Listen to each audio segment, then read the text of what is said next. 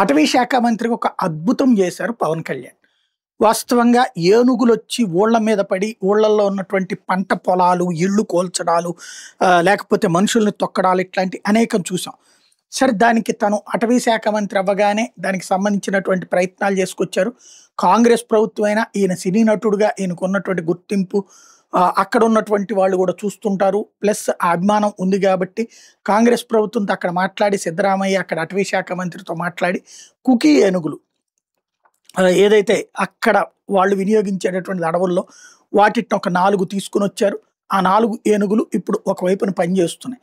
అయితే అది ఏనుగులు బయటకు వచ్చాక వస్తున్న తర్వాత ఒకసారి 2 సార్లు అటాక్ జరిగాక ఆ ప్రాంతానికి పంపించాలి.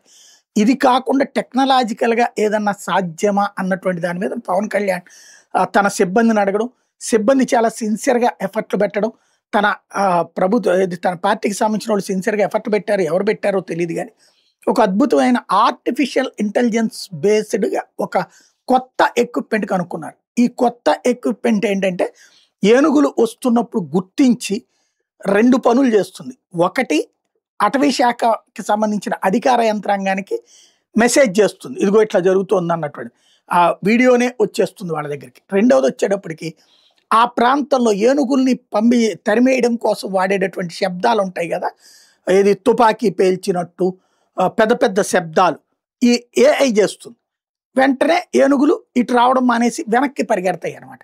ఊళ్ళలోకి రావడం మాని.